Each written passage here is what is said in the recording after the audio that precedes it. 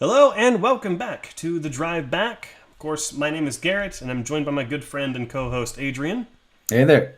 And right now we've got our spoiler-filled discussion, kind of an addendum to our spoiler-free review for Godzilla vs. Kong, which if you haven't seen it already, go check that out. If you haven't seen the movie already, what are you doing? We're going to spoil the whole thing for you, unless you're just really curious to see what we think. But let's go ahead and dive into our spoiler-filled discussion of Godzilla vs. Kong. Godzilla vs. Kong is directed by Adam Wingard and stars Alexander Skarsgård, Millie Bobby Brown, and Rebecca Hall. The epic next chapter in the cinematic monsterverse pits two of the greatest icons in movie history against each other, the fearsome Godzilla and the mighty Kong, with humanity caught in the balance.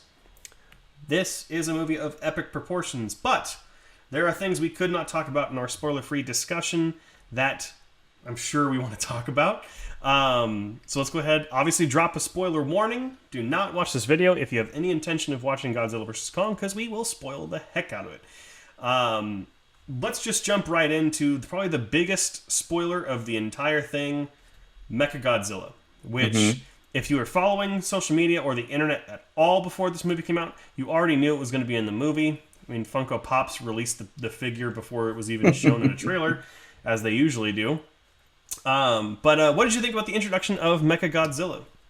That is the sole thing that I wish did not happen in this movie.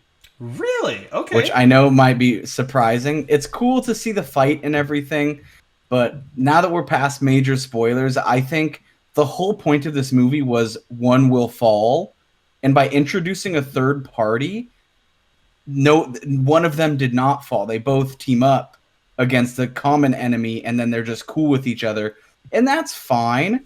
I just had my whole expectation built on one of them will lose this fight, and then they basically introduced this caveat that allowed that not to happen. I can understand that, but I think I wholeheartedly disagree, because technically, Godzilla did win. He beat Kong, and he did kill Kong.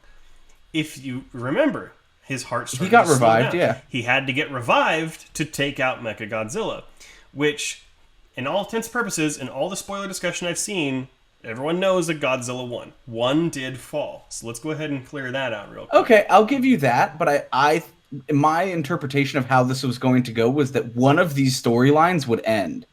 And I've seen a lot of that in film recently, and I guess this might just be adding on to that, but where, let me preface, it started in Star Wars when they did Episode 9, where they half committed to a lot of things, like C-3PO's memory, and then 10 minutes later they figured it out. And in this one, I was really hoping that we were finally going to see a film series commit to something, which would be to either end the Godzilla storyline or to end the King Kong storyline. And that's okay that it didn't happen. It was just, it more subverted my expectations by, it was cool to have them team up. It was an awesome fight. I just really wanted the commit to happen. And that's okay. It didn't take away a ton of points. It was just a slight negative for me. Gotcha. And one of the things I do want to talk about the Mechagodzilla fight is finally someone understands that a giant machine like that, or something that big, doesn't just move slow because it's big. That thing was going, and it was so awesome. Like, Godzilla couldn't even keep up with it, and I was like, oh, this is sweet. There was a super cool time where it was over here, and then it used, like, back jets to launch over and attack over here really quick. So cool. The one thing I didn't like, though, is how its AI went rogue. And like that I didn't like, because every movie has to make AI the villain, and I don't like it. But I would have preferred it to be a human doing it the whole time, and maybe that human gets killed that way when it backfires. I don't know. But I also think the human did get killed. The human guy was controlling it. He did, yes. But so what I was, at least in my head, what I pictured happening, which actually now that you said it, it didn't. But I think it would have been cooler had his consciousness fully become Mechagodzilla. Like that the connection became so strong it killed his human body and he became absorbed into the consciousness of Mechagodzilla. Okay, that's fair. One of the things that I do want to point out and talk about, though, is that that pilot or that's what I'm gonna call it. The guy who drives Mechagodzilla initially, the Asian scientist, he's actually in the universe is the son of Ken Watanabe, who was in Oh. Godzilla and King of the Monsters and all that. It's supposed to Yeah. be his son, which a lot of people are like, why is he so anti-monster when his father was like, let them fight? Like, The advocate for everything, yeah. it was just kind of a weird heel turn moment. But kind of speaking on another spoiler, if you didn't watch the trailers, obviously you didn't know this was coming, but the Hollow Earth, which was absolutely gorgeous. Very cool idea. Yeah. Like the inverted gravity, which scientifically makes no sense as far as I know, but like the fact that you can climb up one mountain and just come to the other and you keep going is really cool. And I really like the idea of making that the new domain of Kong. Like if Godzilla rules the overworld, he rules the Hollow Earth. And that's I will say that also kind of eased my tension with Godzilla winning surface Earth. Mm-hmm. And Godzilla being forced to basically take a physical lower level Earth, as opposed to like them both keeping equal terms. Yeah. But I didn't get the chance to see Skull Island, so I'm not sure if this was in Skull Island. But I loved the whole like supernatural weaponry that the Kongs had. That so much isn't in Skull Island. I think that's a Hollow Earth thing, not a Skull Island thing. In Skull Island itself, it wasn't more supernatural. It was more like your typical King Kong movie. They dangerous creatures. There's the native tribe that's there, which in the movie they say that the native tribe was wiped out by a storm, which is just enveloping that structured complex or whatever they built. But yeah, it's not like as supernatural as you would think. I would definitely recommend watching Skull Island if you're into the MonsterVerse. I just didn't get a chance. I think it's on HBO Max also. So yeah, I mean it's like an hour and a half, maybe hour 50, and it's got some fun performances in it too. It's just kind of forgettable. That's the only kind of thing. No, not forgettable. It's meh. That's what I kind of heard. Yeah, I mean, my friend and I saw it in theaters, and we loved it in theaters, but just never had the notion to watch it again. But I liked that supernatural aspect of the weaponry and him sitting on the throne of his ancestors, and all that stuff was really cool. There was some really cool moments. I did want to talk about the negative, though. We kind of touched on it in our spoiler-free. Sure. But the story in this movie, and not that I do not want to be the person that watched the movie for the story, because I didn't watch this movie for any story. But I just feel it could have been something. It felt so empty to me. And some of the lines that were delivered, like the script felt so forced at times that I was almost just like, just show them fight. I don't need all this like back and forth. Just show me them punching each other. Yeah. I mean, you get the lines like, Kong bows to no one. And that felt so forced, specifically. Like they were having a casual conversation, and then she suddenly turns and goes, Kong bows to no one, and then that's the end of the conversation. It's just trailer lines of the movie. Exactly. Which I mean, I'm okay with. Like the line is cool. Like I guess I'm on the other side of that. Usually I'm like, I hate cringe, but I love those lines. I was like, I don't care. I feel like the "let them fight" line fit the movie so much better in the previous Godzilla. Like they built up to it, and then it was like, boom, let them fight. And this one, it just felt so throwaway. Well, specifically when you talk about like the Kong bows to no one, I think that's in response to like the fact that she knows that there is a rivalry between the two, and he will not submit to Godzilla. I think that it does have a thing there if you read into the story a little bit more, but again, I'm sure there's lore that I don't know. There's a lot of lore about Skull Island, which is really interesting, actually. But I do want to touch on a negative, actually, about this movie. And, well, for the most part, I would say the human cast is fine. Everyone does their job. I think that they suffice, yeah. The Kong side, I think, is better than the Godzilla side. Yeah. I think Julian Dennison is in this movie for no reason at all other than to give him work. Is he the friend? He was the friend, yeah. Oh my gosh, dude, get that guy out of here. Yeah. That guy was like the Gilligan's Island of the Godzilla universe. I was so upset with him the whole time. But speaking of which, I mean, most performances almost overall are fine. They're serviceable. They're fine, yeah. I do want to talk about two. Millie Bobby Brown in this movie is annoying. and I don't like her in this movie at all. And I liked her in I liked her in King of the Monsters. yeah, in King of the Monsters. Not here. No. Because she just embraces that whole conspiracy theory side way too easily, and whether she's doing it as a show to get closer to the conspiracy theorist or she actually believes it, it's annoying either way, and I don't like it. But this brings me to my criticism, which is of the conspiracy theorist character, which I don't know his name, the actual character. I don't either. But he's played by Brian. That's how much it count. That's how good it was. Exactly. Well, I don't know any of the names actually. But Brian Tyree Henry plays the character very well. He's a very funny actor, and he's a very he's probably the funniest one in the movie. The problem for me is that they make a character who is such a conspiracy theorist and is clearly either trying to be some sort of parody, lampoon, or something of QAnon or similar things, is meant to be a hero. And granted, this movie was supposed to come out last year. This movie was made before the Capitol terrorist attack or anything else involving QAnon that's considered very dangerous. So to me, it felt in poor taste to have someone who believes all these zany, wacky things being a hero, quote unquote. I can see what you're saying. I did not get the QAnon message. Well, I mean, not specifically QAnon, but like the conspiracy theorists that are so ingrained in what they're doing.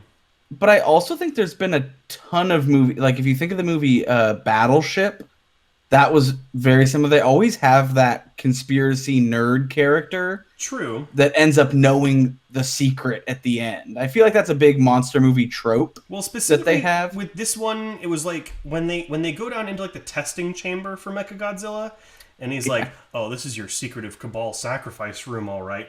Like that's straight out of QAnon. And then like, you know, all the Illuminati stuff, and it's like, granted, I know he's a conspiracy theorist character. I think it would have been a lot funnier if he's so ingrained in the Apex Cybernetics conspiracy and the Titan stuff, and then someone's like, "Oh yeah, well, what do you think about fluoride in the water?" He's like, "No, I'm thinking about the important stuff." That would have been funnier. That could have been that would be a good line. I also want to point out that the whole scene where that whatever character you said, the one that I don't like at all, the friend who's along for the ride, when he doesn't know the password, and then the guy goes to take a drink, and then he goes, and he just dumps water on the computer. When is pouring water on your computer ever unlocked it? Some of the stuff just made no sense. And again, it's a monster movie, so I was like, okay, sure, whatever. Yeah, exactly. And instead of a keyboard, literally, if you imagine a computer, instead of a keyboard at the hands, there's just a giant vent in the computer. It was above the keyboard, yeah. Yeah, but on the desk, oh, here's where you pour water. There was just so many things like that. But again, it is a monster movie, and those are literally in this film filler scenes until you see them fight. It's literally like, okay, here's your story beats, and here's why Mechagodzilla's in it, and now watch them fight. Yes, yeah. And I guess kind of more on Mechagodzilla, I love his design in this movie, and I think it was much more grounded than the original Mechagodzilla. Definitely. And not as cartoonish as, and I love the Mechagodzilla moment in Ready Player One, but that's still more the cartoony looking Mechagodzilla. This one looks more like, oh, that could actually be a real thing, potentially, in some point. But which I actually really enjoyed. But and I also like bringing the skull crawlers back from Skull Island, even though they just kind of lasers him in half. But oh my gosh, cool to see those really creative monsters again. But it also was really cool where once you saw Mechagodzilla use his red laser, immediately I went, oh, we're gonna get that Harry Potter scene where the beams clash, and you get it. In terms of what you're looking for, they give you a lot, 90% of those scenes that you really just want to see happen. Getting thrown through buildings, getting punched upwards up a building, all that stuff is in there. Laser beams, certain abilities from Mechagodzilla. Another thing that I did not like was Godzilla's inside head nods to King Kong. Once they defeat Mechagodzilla, there's straight up a camera on Godzilla, and he just nods at King Kong like a human gesture of acknowledgement. But why would Godzilla doesn't know what that is? Why would he do that? I don't have an answer for that, to be honest.